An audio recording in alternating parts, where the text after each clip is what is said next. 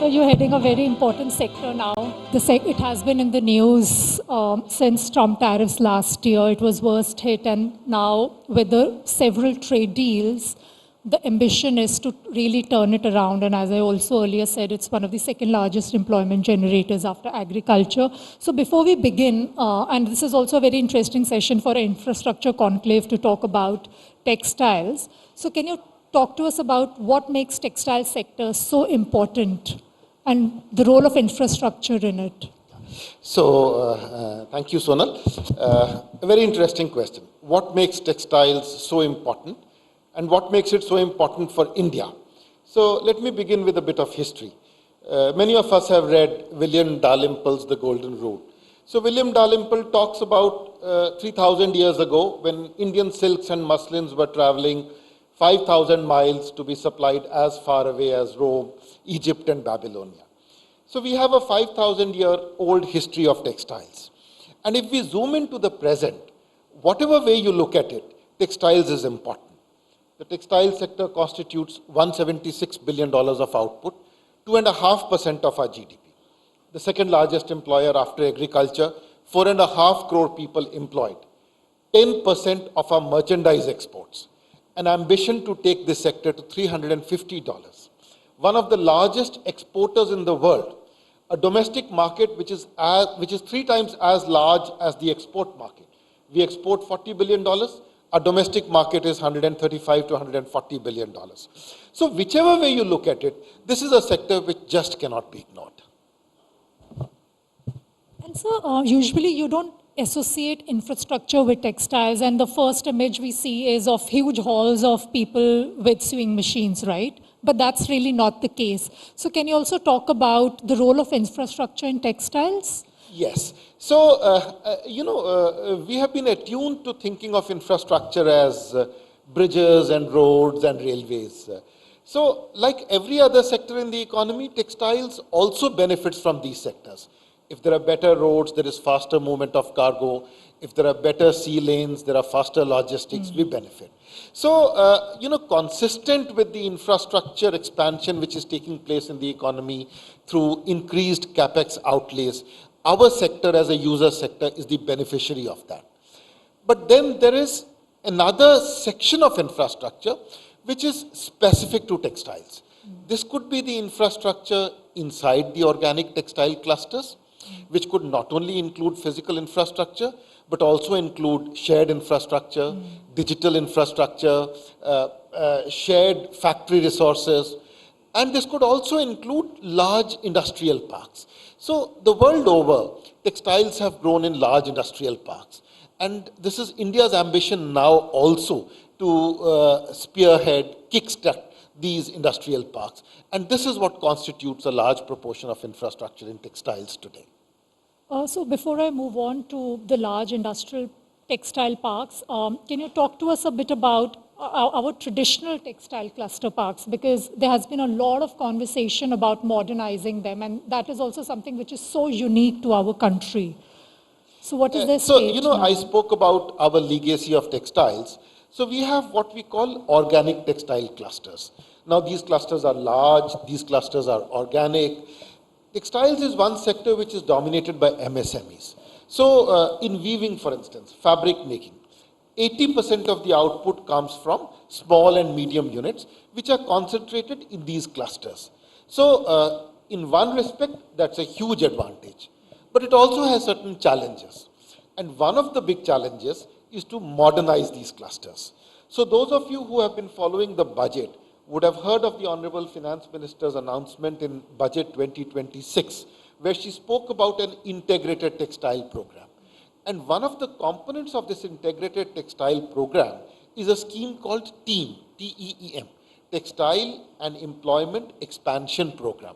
So the central focus of this scheme is to modernize our textile clusters through upgradation of machinery, through upgradation of practices, through provision of shared infrastructure, through certifications and compliance. So the objective is, sometimes we tend to think of clusters and organic clusters as something which is obsolescent, something which is old, but that need not be the case. The world over, for instance, Prato in Italy and many other clusters around the world are modern clusters. They are organic clusters, but they are also modern. They have cutting edge technology. And our objective through schemes such as TEAM and Texaco is to actually upgrade these clusters to make them best in class. Can you talk about some best practices, some examples of certain clusters where a lot of modernization has already happened? Yes, so I can talk about certain clusters.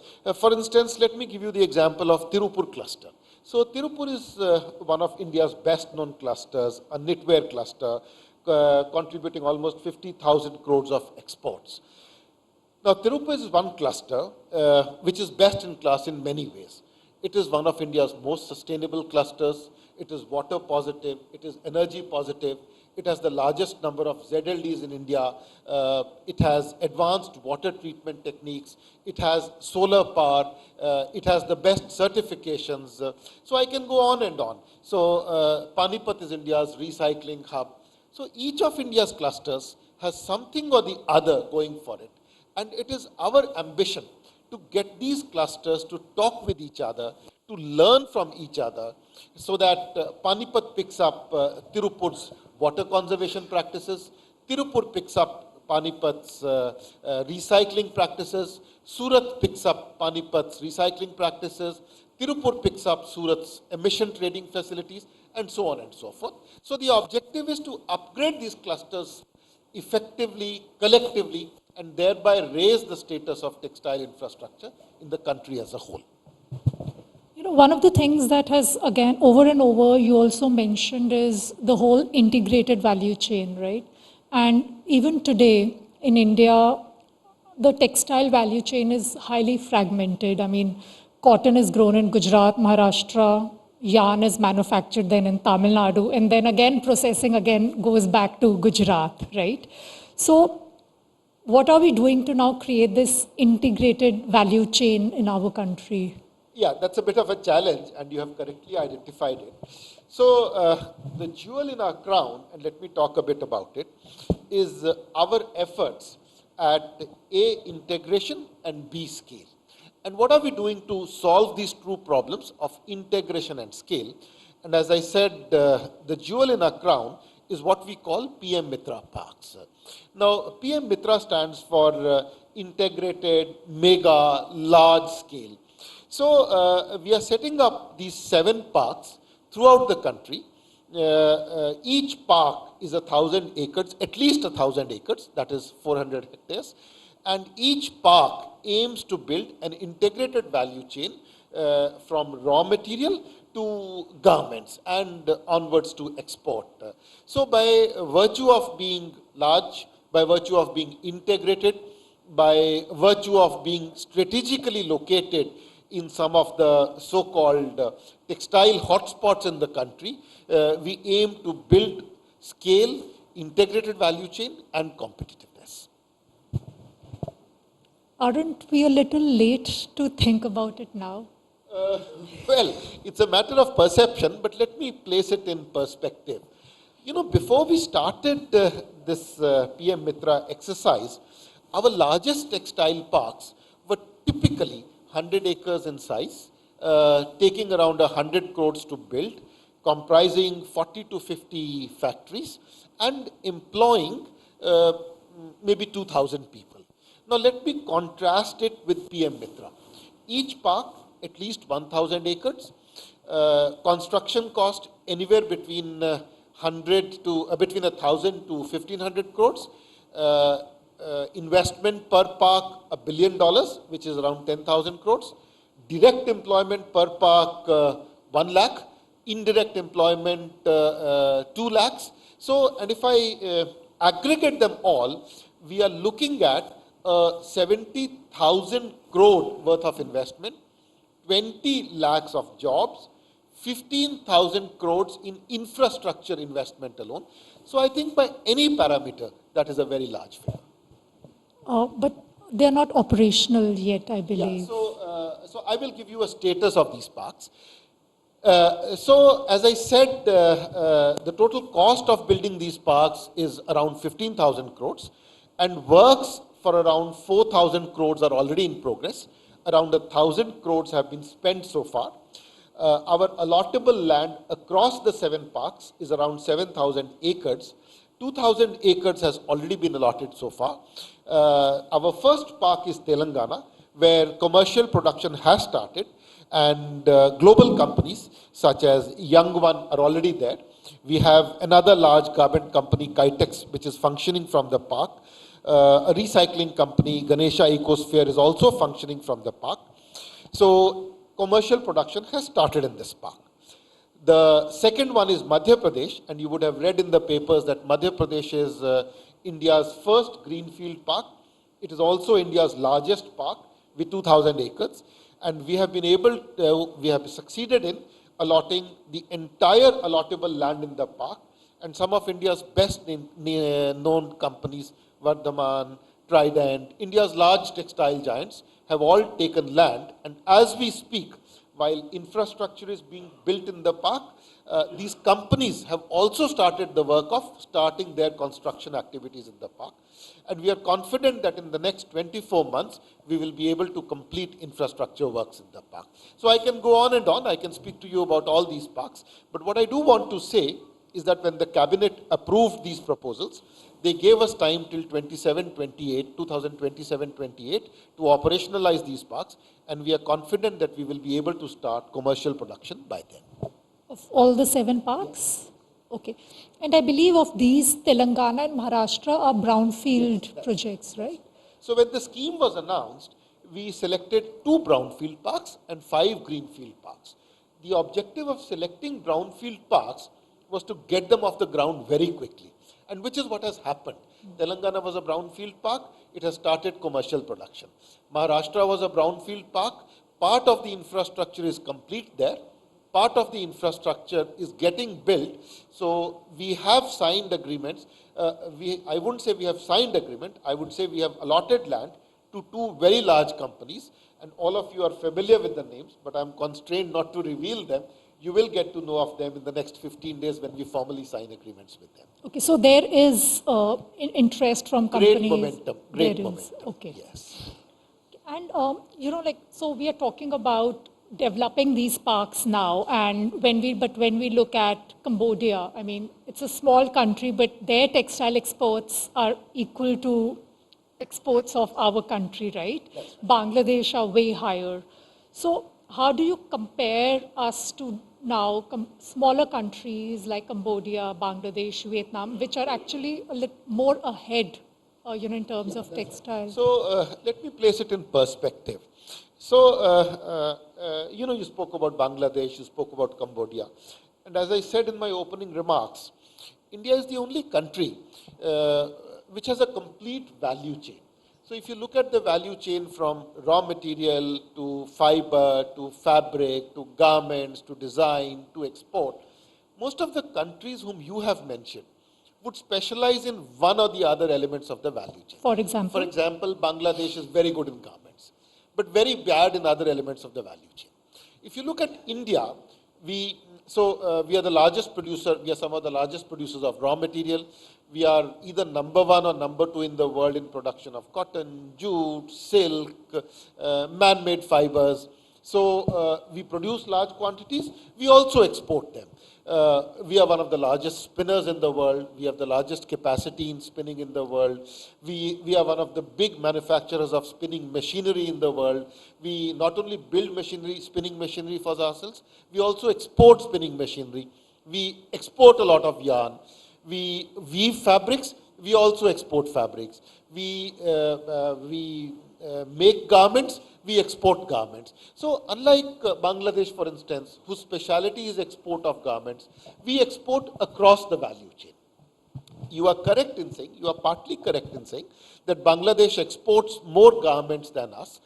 And PM MITRA parks are one of the solutions that we are thinking to build scale, increase our exports. But what is also true is that, we are not a player which specializes in only one element of the value chain. We operate across the value chain, and among the exporting countries, we are consistently among the top 5 or top 6 exporters. And so also, like you mentioned about, while we are across the entire value chain, and you're absolutely right there. There are also a lot of systemic challenges. For example, when we start with even fiber, which is like the holy grail of a textile value chain, and we have, at least please correct me if I'm wrong, we have not been able to sort cotton and quality cotton production and even high productivity. So these are areas that we still really need to fix. You see, we are one of the largest producers of cotton in the world, and traditionally we have been very strong in cotton. We are trying to improve productivity, and Budget 2025 announced what is called a cotton productivity mission. In fact, the primary objective of this mission is to push up Indian productivity to global levels, and I'm very sure that this mission will succeed in pushing productivity up. Okay. And so what about, there's also this now mention of mega textile parks. So, and we already spoke of PM MITRA parks, right? So what is the difference really? Okay. So, I'm glad you asked this question. So this year's budget mentioned what are called mega textile parks. So mega textile parks are essentially large scale integrated textile parks of the kind that I mentioned to you before. So while the first round of PM MITRA parks are already in operation, they are at various stages of execution. So we will be doing the second round with mega textile parks. So these are just like PM MITRA parks, except that this will be the second round, and we will increase the number, and we will try and go on a hub and spoke model. For example, the traditional MITRA parks will be concentrated in one place. The mega textile parks will not just be concentrated in one place, which will be the hub, but they will also have a number of spokes functioning around them. For example, a mega textile park may have the integrated value chain in one place and may be surrounded by a large number of spokes where they will have smaller parks. We are fleshing out the guidelines of this scheme, and I think we'll be able to flesh out the guidelines and present to you the final picture in around 3 months' time. So the number of mega textile parks, where all the location, all of that has not been... We are working that out. What we are sure that they will be selected through a challenge matrix.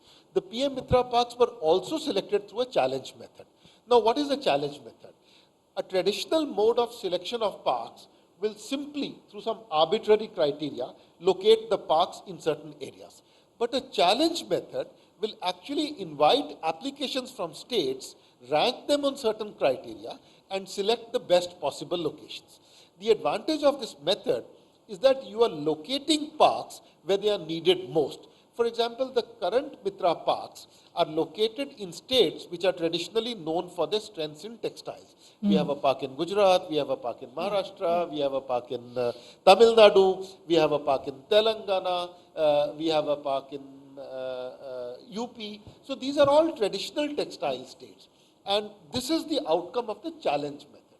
So when we do the second round of challenge for the mega textile parks, we will fix a set of criteria for us to determine what are the most suitable locations. And we are confident that when we apply these criteria to the applications we receive, we will be able to select the best locations for locating these parks.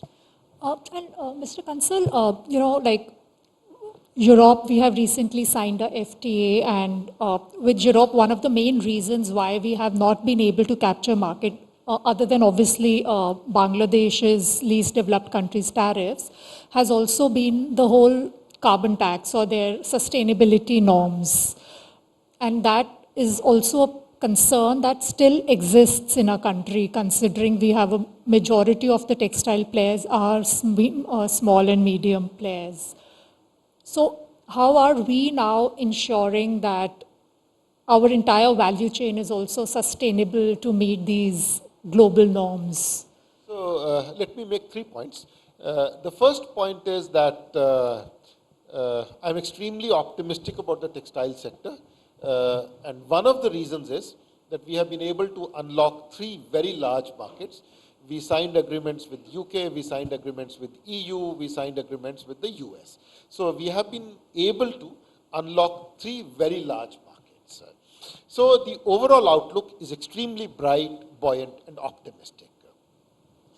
Now on sustainability, the textile sector in India is undergoing a green transformation, and I would say much in line with the larger economy, which is also undergoing a green transformation. I'll give you one data point. We had committed to ensure that 50% of our installed power capacity comes from renewable energy sources by 2030. We achieved this target in 2025, 5 years ahead of schedule. So this is the greening of the larger economy, just one data point.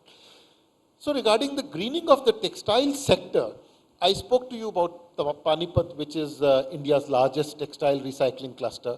I spoke to you about Tirupur, which is water positive, energy positive. I spoke to you about Surat, which is leading in emissions trading. 50% of the ZLDs which are installed in India are in the textile sector. 1 million farmers are engaged in organic cotton farming through the Betten Cotton Initiative. Recycling is now a billion-dollar economy in India, and so on and so forth. I could quote many data points to show to you how we are greening the textile sector. But we are not content with this. We are doing much more. And what is it that we are doing?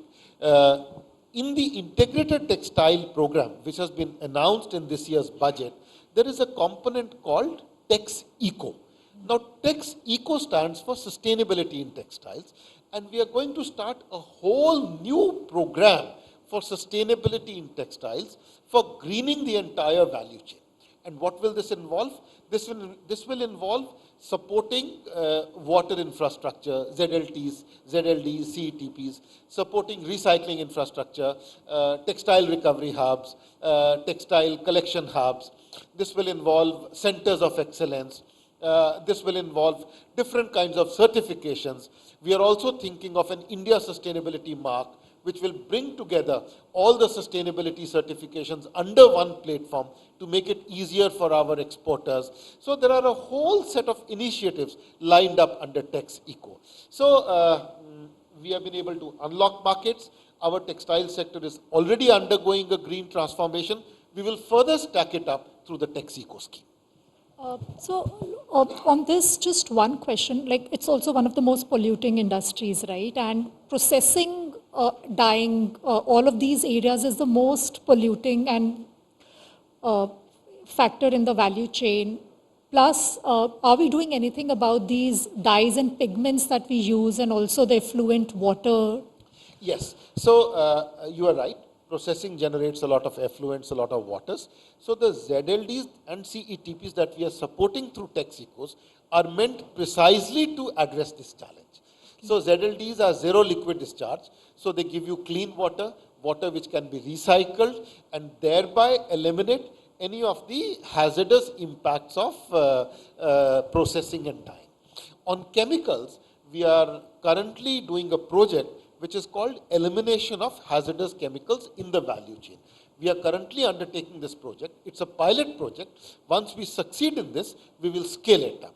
So water, chemicals, air, energy are all in our radar. And I promise you that the next time you call me, I'll be able to give you even more figures about what we are doing. So thanks for that. So if you have to, you already have spoken a lot, but if you have to give us 3 infrastructure priorities for the sector, what would that be? And that's the last question. Yeah. So priority number 1, operationalize PM MITRA parks fully.